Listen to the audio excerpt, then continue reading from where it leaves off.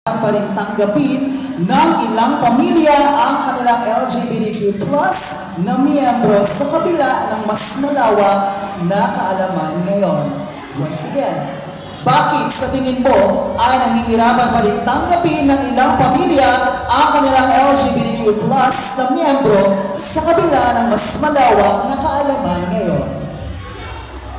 Salamat po sa inyong napakagandang katanungan. Bilang isang anak na nag-iisang lalaki sa miyembro ng pamilya, nahirapan akong ipakita kung ano ang tunay na ako dahil hindi ako tanggap ng buo ng tatay ko. Pero naniniwala ako na if you are true to yourself, magagawa mo ang lahat ng gusto mo. No matter what, hindi ka tanggap ng pamilya mo or hindi ka tanggap ng kahit sino. Pero kung yung gusto mo sa sarili mo, magiging maganda ito sa paningin ng tao at walang mali dito. And I thank you. Thank you so much, Rita and Science.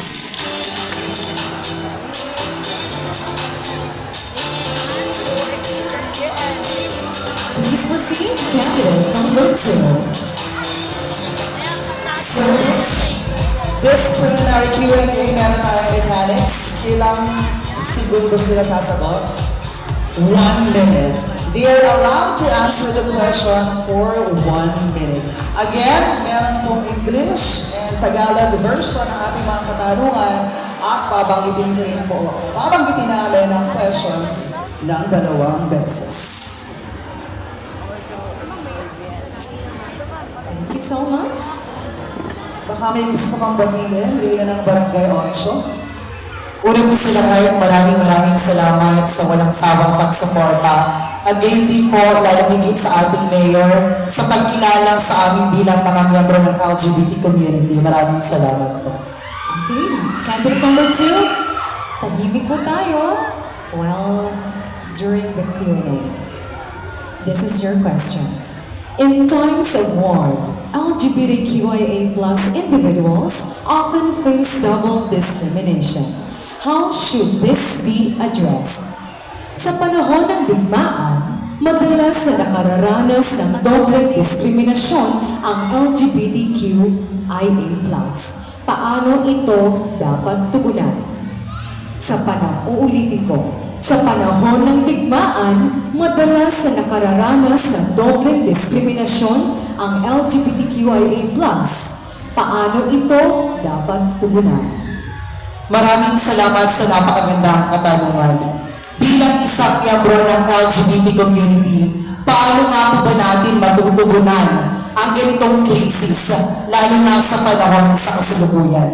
Ako, bilang isang guro, naniniwala po ako na dapat natin tanggapin ang mga kapwa namin LGBT community. Sapagkat naniniwala po ako, matibay sa aking puso at isipan na ako'y naninindigan na walang masama sa pagiging bakla hanggat wala tayong ginagawang masama. And always remember, ladies and gentlemen, dapat natin i-address ito, lalo higit bilang isang guro. Ipamumulan ko sa aking mga estudyante. Gagamitin ko ang aking boses upang siguraduhin na dapat nating tanggapin, kilalanin. Dahil kami po ay hindi lang bakla. Meron kaming magagawa hindi lamang sa ating lipunan, bagos sa ating mundong ginagalawan. Yun lamang po at maraming salamat! Thank you so much, candidate number 2. Rina ng Barangay 8. Candidate number 3. Rita ng Talabahan.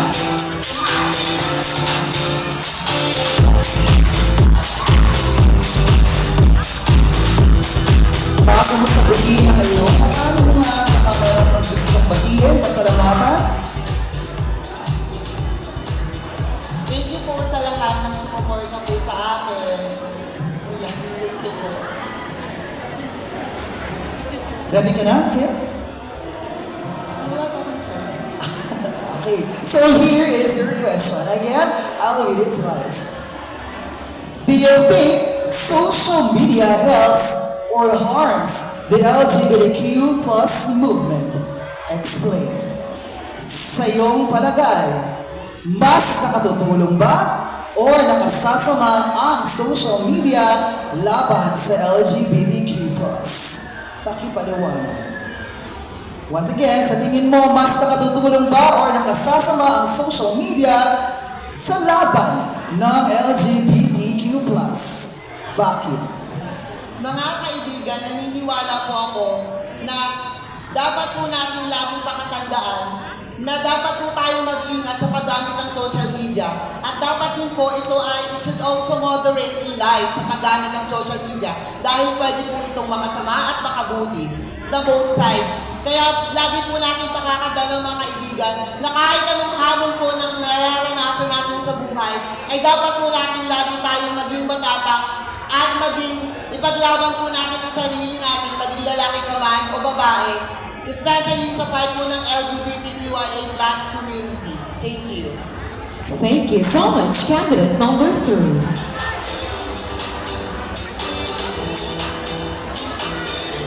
Hello, candidate number 4. Who would you like it? Someone's comfortable. Good evening po. Hi, good evening. Pick your question. Baka may gusto kang batiin, short? Binabati ko po yung mga handlers ko na walang sa pagsuporta, sa aking mga corporate mates, sa PDRRMO especially, sa aking family na nanonood sa live. Maraming salamat po sa inyong suporta. And of course, sa my beloved barangay Sais. Maraming salamat po sa pagpunta at sa inyong panonood. Oh, what a lovely voice you have, candidate number 4. So I'll be reading the question twice for you. The question is, how would you respond to someone who says LGBTQIA+ rights are special rights? Paano mo sasagutin ang mga nagsasabing ang LGBTQIA+ rights ay espesyal na karapatan lamang? Uulitin ko. Paano mo sasagutin ang mga nagsasabing ang LGBTQIA+ rights ay espesyal na karapatan lamang? Guys, thank you so much for that wonderful questions. Masasabi ko po na ang LGBTQIA+ ay isang karapatan ng mga katao because according to the Sustainable Development Goals, number 7, which is the gender equality, I believe that LGBTQIA+, mas nakakatulong po sila sa ating paglago ng ekonomiya, not only in the force of economic mobility, but of course in our social aspects, where our work and economic and social and environment would prosper together. That would be all. Thank you. Thank you so much, candidate number 4. Our Reyna ng Barangay Sais. Next candidate, Reyna ng Barangay Tayamaan. Anything you would like to say, Jalal, before I read your question? Good evening, sir. First and foremost, I would like to thanks to my barangay and of course to my family and friends right now here. And of course, my handler, thank you so much po. Take your question.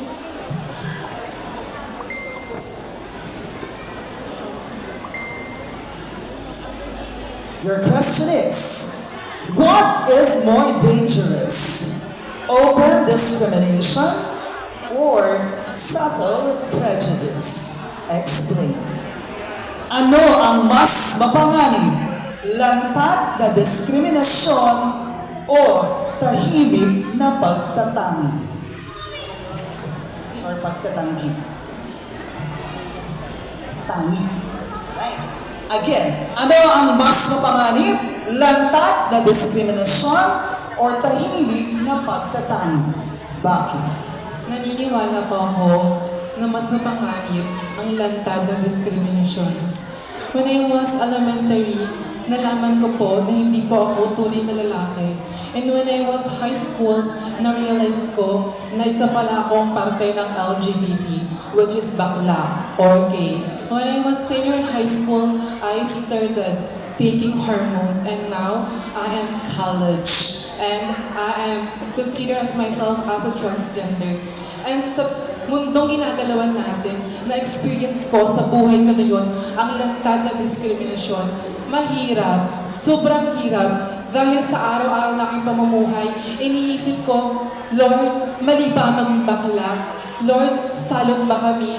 But one day, I stand with courage. Naniniwala ko na tao lang din pala kami, na tulad ninyo, may nararamdaman at may puso. Because I firmly believe that we are equally created by God, that we are representations of human being that we are.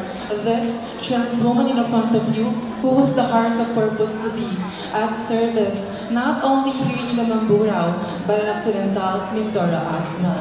Good evening, mahal kong Mamburao. Thank you very much, Reyna ng Tayabaan. Next candidate, Candidate number 6. Reyna ng Barangay Puno. Baka may gusto kong pasalamatan? I would like to thank my handler for supporting me from day one up until now. Thank you so much. Okay, so I'll read the question twice. Do you believe silence in the face of discrimination is a form of oppression? Why or why not? Naniniwala ka ba na ang pananahimik sa harap ng diskriminasyon ay isang uri ng pang-aapi? Bakit? Uulitin ko. Naniniwala ka ba na ang pananahimik sa harap ng diskriminasyon ay isang uri ng pang-aapi? Bakit? As we all know that discrimination is an ongoing issue, not only here in the Philippines, but across the globe. That is why I stand here as a diverse representation to give you a knowledge about the SOGI as your right.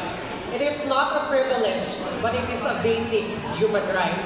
Regardless of your sexual orientation, gender identity and expression or sex characteristics, every individual should live their life